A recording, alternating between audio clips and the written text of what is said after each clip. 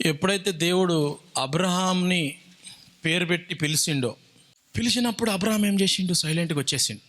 Okay ప్రభా, నేను వచ్చేస్తా అన్నీ తీసుకొని వచ్చేసిండు. అబ్రహాంని ఆశీర్వాదం ఇస్తాను అని అన్నప్పుడు వచ్చేస్తాడు. నాశనమునకు కర్త వాడు. ఇంకో పేరు వానికి సాతాన్. అబ్రహాంకి ఏం చేసిండు? వాళ్ళ భార్యను రాజు ఎత్తుకపోయిండు. ఏంది? అబ్బా, మీకు కూడా వస్తుంది ఆ శోధన. ఎప్పుడొస్తుంది? అబ్రహాం పాపం చేసిండని కాదు, అప్పటికి కృపాకాలం నడుస్తుంది, ఇంకా ధర్మశాస్త్రం రాలే. అబ్రహాం కృపాకాలంలో ఉన్నాడు. మోషే వచ్చినాక ధర్మశాస్త్రం వచ్చింది. ఏంటి ప్రభువా, పాపం ఏడుస్తున్న అబ్రహాం, ఎవరు లేరు, దిక్కులేరు, ఊర్లందరికీ నేను రాను, మళ్ళీ నిజమైన దేవుడు దొరికిండు నాకు, నేను వెళ్ళిపోతున్నా అని చెప్పి ఊరు వదిలిపెట్టేసి వచ్చేసిండు. ముఖం లేదు మళ్ళీ ఊరికి పోవాలంటే. ఏం రా, మేము చెప్తే వినలే, నువ్వేమో దేవుడు నువ్వు వెళ్ళిపోయినావు, నా బిడ్డను తీసుకుపోయి ఎవరికి ఇచ్చినావో, ఏం చేసినావో, చంపేసినావా, అమ్మేసినావా, ఏం చేసినావో, నువ్వు చాలా డేంజర్గానే ఉన్నావు అని తిడతారు ఇక ఈ ఊరికి పోతే. ఏం చేయాలా ప్రభువా, నువ్వు నాకు మొత్తం లోకమంతా ఎంత దూరం చూస్తావో అదంతా నీకే ఇస్తా అని అన్నావు ప్రభువా. కనాను దేశము, పాలు తేనెలు ప్రవలించే దేశాన్ని ఇస్తా అన్నావు ప్రభువా.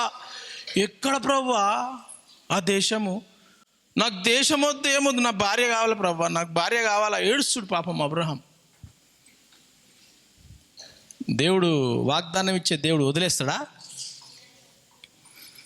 రాజుకు రాత్రిలా బెడ్ పచ్చిగా అయిపోయింది. దేవుడు వచ్చిండు బెడ్రూమ్లకు. దేవుడు వచ్చంగానే దేవా నీకే వందనాలు దేవా, అబ్రహాము దేవుడా, ఆయన భార్య నాకు వద్దయ్యా, రేపే ఇచ్చేస్తా అయ్యా అని చెప్పి పొద్దుగల లేచి రాత్రి అంతా వండుకోలే. ఏం చేసిండు? రాజుకి ఇంట్లో పనోళ్ళు, ఇంటోళ్ళు, వాళ్ళు వీళ్ళు లేడీస్ ఎవరున్నారో ఎవ్వరికి కూడా హెల్త్ బాగలేదు. అందరికీ సీల్ చేసేసిండు దేవుడు, బ్లెస్సింగ్ రాకుండా. అలా ఇంట్లో ఎవరు పుట్టలే, అలా జంతువులలో ఏం బ్లెస్ కాలే, అలా ఆరోగ్యం రాజుకి క్షీణించిపోయింది. అర్థం కాలే, ఏందిరా భయ అని, నా రాజ్యంలో ఇంతమంది ఉండ్రు, ఇంతమందికి ఏందిరా గిదైపోయింది. ఎవరి కోసము? ఒక్కతే ఒక సారా గురించి, అబ్రహాం గురించి దేశాన్ని ఆపేసిండు దేవుడు. చూస్తుర్రా? దేవుడు వాగ్దానం ఇచ్చినప్పుడు ఆ వాగ్దానాన్ని మనం తీసుకోపోకముందు ఏమవుతుంది? సాతానుడు వచ్చి నిన్ను పట్టుకొని శోధించాలని శోధనకు వస్తాడు. రాజు ఏం చేసిండు? అబ్రహాంకి మళ్ళీ, బాబు దేవుడు వచ్చి కలలు వచ్చింది, బాబు నాకొద్దు, నీ భార్య వెరీ బ్యూటిఫుల్ మిస్ యూనివర్స్ తీసుకో అని రిటర్న్ ఇచ్చేసి ఏం చేసిండు? బంగారం, గాడిదలు, ఒంటెలు, మేకలు, గొర్రెలు, ధాన్యాలు లారీలు దిగినాయి అబ్రహాం కాడ. ఎప్పుడైతే సాతానుడు వచ్చి నేను డిస్టర్బ్ చేయాలంటాడు కదా, డిస్టర్బ్ చేస్తాడు. నువ్వు జయించినప్పుడు నీకు ఆ జయంతో పాటు లారీలు వస్తాయి, లారీలు ఓవర్ఫ్లో అవుతాయి. తర్వాత ఏమైంది? యోసేపుకి చంద్రుడు, సూర్యుడు, నక్షత్రాలు అన్నీ కూడా నమస్తే యోసేపు అంటున్నాయి. ఏంటి? అవన్నీ యోసేపుకి నమస్తే పెడుతున్నాయట. దర్శనం అంటే యోసేపు వాళ్ళ అమ్మ, యోసేపు వాళ్ళ నాన్న, యోసేపు వాళ్ళ అన్నదమ్ముళ్ళు అందరు కలిసి యోసేపుకి నమస్తే పెడతారంట వంగి. యోసేపు ఎవరు? చిన్నోడు. ఎవరు? అందరికంటే చిన్నోడు. యోసేపు రాజు కాబోవాలా. రాజు అయ్యి దేవుని అబ్రహాముకు ఇచ్చిన వాగ్దానమును, అబ్రహాముకి పుట్టిన వారందరినీ కాపాడాలా. వాళ్ళనే కాపాడకుండా దేశాలన్నీ కూడా కాపాడాలా అని అది దర్శనం. దేవుడు వాగ్దానం ఇచ్చి నెక్స్ట్ ఏమైంది? అన్నదమ్ములే, అరే వీనికి మనం నమస్తే పెడతామంటారా, నడరా పోదాం గ్రౌండ్లకు, మనం అట్లా పోదాం, జంతువులను తీసుకుపోదాం, వీడిని కూడా తీసుకుపోయి వేసేద్దాం లోపల అని చెప్పి అని యోసేపుని తీసుకుపోయి ఏం చేసిర్రు? దాబిడ రా రా రా అని చెప్పేసి ఆయనను చంపేద్దాం. ఏంటి? చంపేసి నాయనకి చెప్దాం, జంతువు సింహం వచ్చి పట్టుకపోయింది అని. ఒక్కడే అన్న, అరే వద్దు, ఎందుకు వాడిని చంపేయడం, వద్దురా వదిలేస్తాం, మనం ఏం చేద్దాము, గుంతలు వేసేస్తే ఇక వాని ఇష్టం, ఇక మనం చచ్చిపోవాలనుకుంటే వాడు చచ్చిపోతాడు, ఇక వదిలేద్దాం మనం అని చెప్పి ఒక మేకను కోసి, మేక రక్తం అంతా యోసేపు బట్టల మీద వేసి, ఓ నానా చాలా పైసలు పెట్టి యోసేపుకి కలర్ రంగులు దుస్తు నువ్వు కుట్టించినావు కదా, ఇగో ఏదో ఒక జంతువు చంపేసింది, ఇగో ఇదంతా రక్తం. యోసేపు కనపడలేగా, మేము దేవులాడి వచ్చినాం, కనపడలే అని వాళ్ళ నాయనకు ఇచ్చేసిరు. పాపం ఏడ్చి వాళ్ళ నాయన, యోసేపు ఎక్కడున్నాడు? గుంతల పడినాడు. దేవుడు ఏమన్నాడు యోసేపుకి? అందరు నిన్ను సెల్యూట్ కొడతారు, నువ్వు అందరినీ కాపాడాలా, లోకాన్ని కాపాడాలా, అది నీ ఆశీర్వాదం అని యోసేపుకి వాగ్దానం ఇచ్చింది. వాగ్దానం ఇయ్యగానే అయిందా? కాలే, శోధన వచ్చేసింది. ఎవరి ద్వారా వచ్చింది శోధన? సొంత అన్న, తమ్ముడు, ఆంటీ, అంకుల్, ఫ్రెండ్స్, మనం నమ్ముకున్న బెస్ట్ ఫ్రెండ్స్, క్లాస్మేట్స్ ద్వారానే శోధన వస్తుంది. మనతో క్లోజ్గా ఉన్న వాళ్ళతోనే వస్తుంది శోధన. సొంతం అన్న, తమ్ముడు వాళ్ళే యోసేపుకి చేసిండ్రు. దాని తర్వాత గుంతలకి వెళ్ళి ఎవరు వచ్చి, అరే ఎవడో గుంతల పడిపోయినరా అని చెప్పి తీసుకొని ఆయనను తీసుకుపోయి ఖతం చేసి ఎడిపోయింది, ఆడికెళ్ళి బానిసగా అయిపోయింది. దాని తర్వాత పోతిఫర్ ఇంట్లోకి పోయిండు, దాని తర్వాత జైల్లోకి పోయిండు. చూస్తుర్రా? దేవుడు వాగ్దానం ఇచ్చినప్పుడు, నీ మీద చాలా పవర్ఫుల్ అనాయింటింగ్ ఇచ్చినప్పుడు, సాతానుడు నిన్ను డిస్ట్రాయ్ చేసేసేయాల. వాని గోలు డిస్ట్రాయ్ చేసేసేయాలి నిన్ను. ఎందుకనంటే నీ మీద ఉన్న పిలుపును, నీ మీద ఉన్న పవర్ని, అనాయింటింగ్ని నాశనం చేసేస్తే ఫినిష్ అయిపోతుంది. ఎన్ని సంవత్సరాలు? 13 సంవత్సరాలు. కానీ ఆగిందా? దేవుని ప్లాను, ప్రణాళిక నమ్మకంగా ఉంటే ఆగదు. అబ్రహాం నమ్మకం ఉన్నాడా? ప్రభువా నాకు ఎవ్వరు లేరు ప్రభువా అని ప్రార్థన చేసిండు అబ్రహాం. వదలలే, దేవుణ్ణి వదలలే. దేవా నువ్వు ఏం వాగ్దానం ఇచ్చినావు, ఇట్లా అయిపోయింది ఏంది, నా భార్య వెళ్ళిపోయింది, ఎత్తుకపోయారు నా భార్యని. యోసేపు, ప్రభువా నువ్వు ఏంటి, అందరూ నన్ను వచ్చి నా మీదకి వచ్చి సాగలబడతారు, నన్ను గణపరుస్తారు అని అంటే, ఏంటి ప్రభువా అది నువ్వే నా విజన్ ఇచ్చింది, నేను తప్ప ఇది ఏంటి ప్రభువా, నేను ఎందుకు వచ్చి గుంతల పడ్డా, నేను ఎందుకు ఈడే వచ్చినా, బానిసగా ఉన్నా, ఇట్లా అయిపోయింది ఏంది ప్రభా నా గతి. మన డాడీ నన్ను ఇంత లాడుగా పెంచిండు, నన్ను బెస్ట్ సన్గా చూసుకున్నాడు, ఇంత సంతోషంగా నన్ను చూసుకున్నాడు ప్రభువా, ఇప్పుడు ఏంటి ఇట్లా నేను దరిద్రంలో వచ్చేసిన. నువ్వు చూపించిన దర్శనం, నువ్వు నాకు చెప్పిన దర్శనం రాంగా ప్రభువా. దేవుడు ట్రైనింగ్, ఆ సాతానుడు ఎంత చేసినా ఆ సాతాన్ని వాడుకొని యోసేపుని సిద్ధపాటు చేసిండు. సాతాన్నే వాడుకుండు దేవుడు. వాడుకొని యోసేపుకి మంచి ఎక్స్పీరియన్స్, మంచి విజ్డమ్, మంచి నాలెడ్జ్. దేవుణ్ణి ఎప్పుడు వదిలిపెట్టిండా? వదిలిపెడితే డ్రీమ్స్ ఇంటర్ప్రిటేషన్ చెప్తాడా యోసేపు? చెప్పలేడు.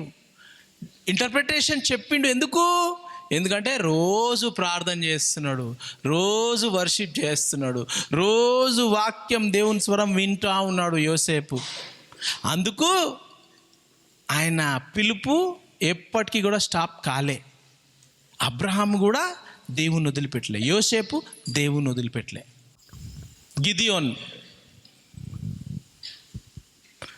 గిదియోన్ ఏమైంది? అందరూ దేశమంతా శత్రువు వచ్చి నాశనం చేస్తా ఉన్నాడు దేశమంతా. సడన్గా వచ్చి ఏంది అది, మైటీ మ్యాన్ ఆఫ్ వ్యాలర్ అని దేవుడు గిదియోన్ని పిలుస్తున్నాడు. గిదియోన్ ఏంది, నేను మైటీ మ్యానా? రాంగ్ అడ్రస్కి వచ్చినాను. నేను మైటీ మ్యాన్ కాదు. నేను నిన్ను వాడుకొని దేశాన్ని కాపాడతా. మంచిగా చెప్పినప్పుడు ఇన్ని రోజులు ఎడిపోయినాను.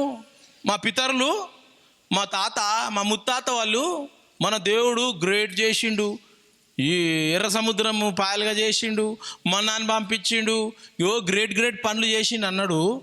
ఎక్కడ ఆ దేవుడు? నువ్వేనా దేవుడు? నువ్వు దేవుడు ఉంటే మాకెందుకు ఇట్లా అయింది అని గిదియోను అడుగుతున్నాడు దేవుణ్ణి. తెలుసా మీకు? గిదియోన్ని దేవుని క్వశ్చన్ వేస్తున్నాడు, దేవుణ్ణే టెస్ట్ చేస్తున్నాడు గిడియన్. నువ్వే అయితే నేను చెప్పినట్టు గిది కావాలా?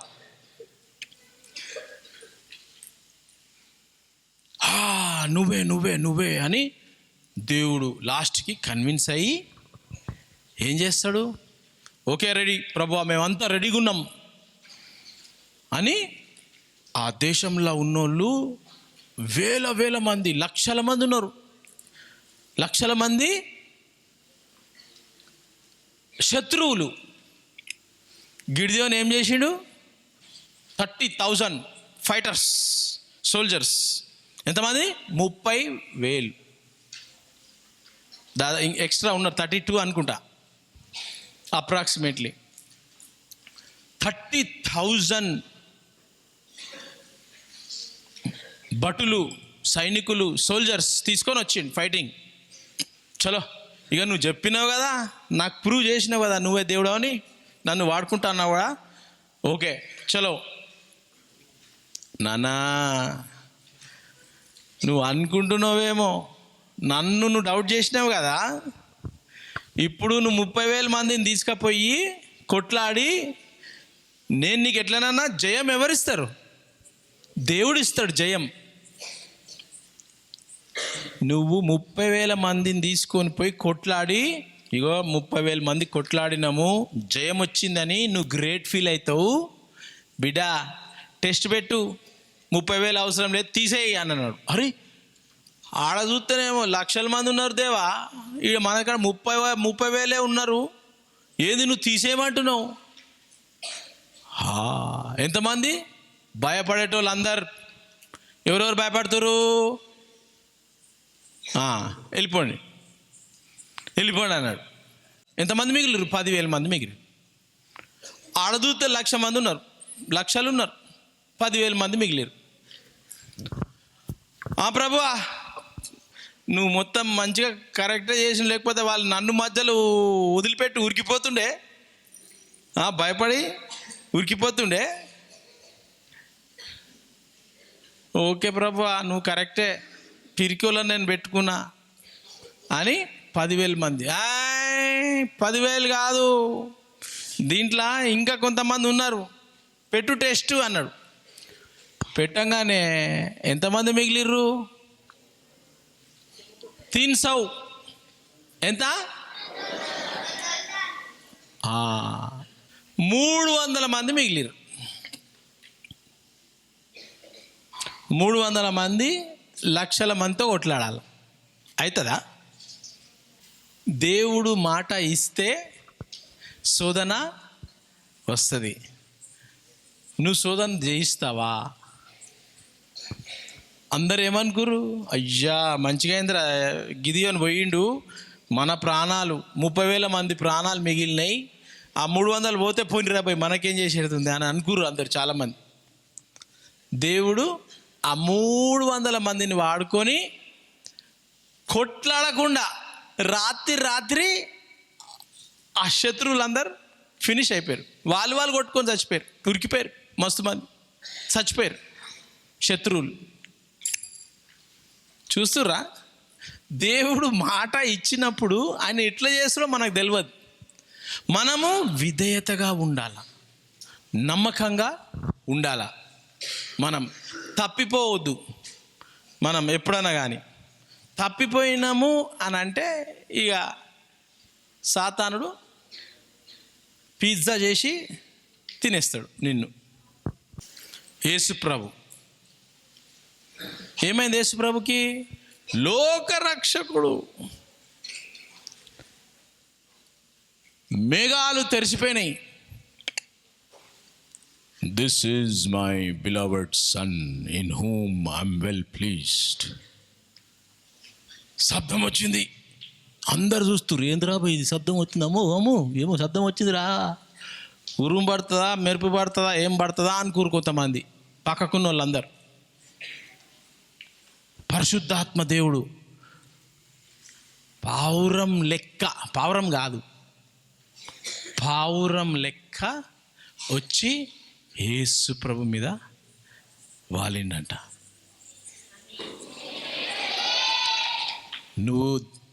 ఈయన నా కుమారుడు, ఆయన మాట వినండి అని ఇంకొకసారి దేవుడు. బాప్తిజం తీసుకున్న తర్వాత ఏమైంది? పెద్ద హెవెన్స్ వచ్చేసి అంత గ్రేట్ అని చెప్పేసి అందరు విన్నారు, అందరు చేసిర్రు. ఎడిపోయింది ఎడారిలో పోయి ఏమైంది? శోధన. ఎడారిలో పోయి శోధన వచ్చింది. యేసు ప్రభు దర్శనం ఏంటి? లోక రక్షకుడు. బాప్తిజం తీసుకోగానే టకటకటకటక అంతా అయిపోయిందా? శోధన వచ్చింది. యేసు ప్రభుకే శోధన వచ్చింది. ఎప్పుడైతే దేవుడు నీకు వాగ్దానం ఇస్తాడో శోధన నువ్వు జయించాల. ఆమేన్ ఆమేన్ ఆమేన్ అని అంటే కాదు. 12 సంవత్సరాలు, 15 సంవత్సరాలు, 20 సంవత్సరాలు జయించి ఆ వాగ్దానాన్ని పట్టుకోవాలా. ఈ రోజుకి ఈ 2 months అయిపోతే 36 years నేను దేవుని నమ్ముకొని 36 years దేవుణ్ణి. కొన్ని ప్రాబ్లమ్స్ వచ్చినాయి, ప్రభువా ఉన్నావా ప్రభువా, ఏంది ప్రభువా శోధన వస్తుంది, కొన్ని ప్రాబ్లమ్స్ వచ్చినాయి. మళ్ళీ లేదు ప్రభువా, నువ్వే కావాలి ప్రభువా, నువ్వే కావాలి ప్రభువా.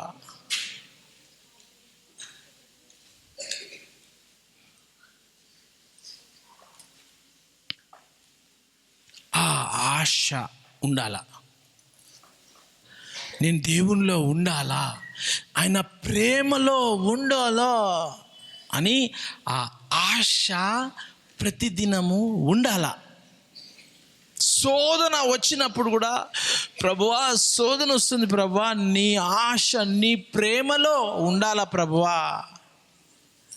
ఉత్త పాటలు పాడడం కాదు, శోధన జయించాల. శోధన రాబోతుంది, వచ్చేసింది చాలామందికి. యేసు ప్రభు ఏం చేసిండు? మొన్ననే చెప్పిన నేను, రాళ్ళను రొట్టె చేసి తిను అన్నాడు. తినలేడా యేసు ప్రభు? చేయలేడా? చేప నోట్లోకి వెళ్ళి తీసింది కదా, అట్లా చేయొచ్చు కదా.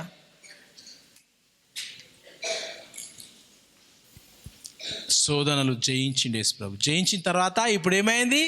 యేసు ప్రభు పరలోకంలో దేవుని పక్కకు, దేవాది దేవుడు, రాజాది రాజు ఎవరు? యేసు ప్రభు, కింగ్ ఆఫ్ కింగ్స్. ఆయన తొడ మీద ఏం రాసింది? King of Kings, righteousness, truth ఆయన పేరంట సత్యమంట.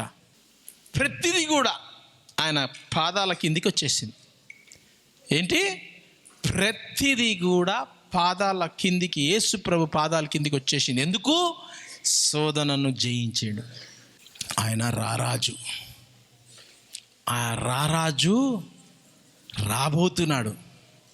యేసు రాజుగా వచ్చుచున్నాడు, ఈ లోకమంతా చూచుచున్నారు.